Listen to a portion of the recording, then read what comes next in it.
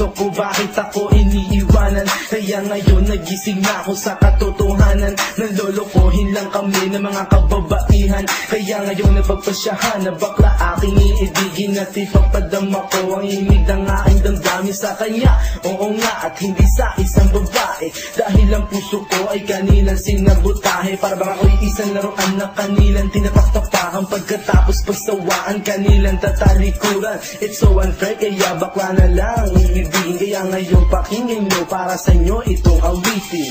Mga taong bailang kami, sawa sa babae. May mga babaeng manluloko, piniperahan lang kami. Kaya ngayon bakla na lang ang aming iibigin. Masarap magmahal ng bakla, okay sarap. Yan ang isa babae ang dahilan kung bakit nagmahal ako ng tulad niya, kahit siya ay pangit at di niya pinagkait, at sa akin hindi lumapit. Kaya hanggang ngayon virgin pa ang aking bit, at alam ko namang wala akong kahate. Di ko siya mabubuntis pagkat pareho kami ng are. Grabe, buong buhay niya ay sa akin binigay, lahat-lahat kanyang inalay. Basta wag akong mawalay, di na kita iiwan kahit na ay ibakla. Basta tiwala mo sa akin, sitinang ng tala at totoo. Relasyon natin ay parang ginto, mahal kita, wag lang sana akong magkatulo.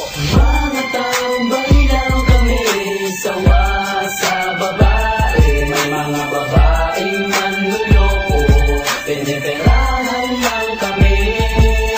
Kaya ngayon bakla na lang ang aming iibigin. Masarap magmahal ng bakla, okay sarap. Sabi ko ang kantang ko dahil sa galit, pagkat sa tuwing nagmamahal puso ko'y napupunit. Ginawa ko naman ang lahat, sa kanya inilaan. Binigay ang nais na luho, pati yaing katawan. Pero kapalit nito, isa palang kataksilan. At nagawa pa niya na ako'y pagtawanan. Kaya ngayon si Lengya, labis ang pag-iyak. Puso ko'y parang nasagasaan ng 5 milyon crack. Sa isip ay tumatak ang sakit na natamo. Kaya nag-desisyon tuloy ang puso na laging bigo, na bakla na lang ang iibigin ko. Hindi na ko masasaktan, nagkapera pa ako.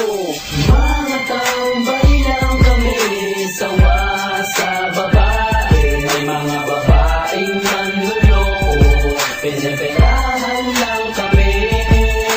Kaya ngayon bakla na lang ang aming iibigin.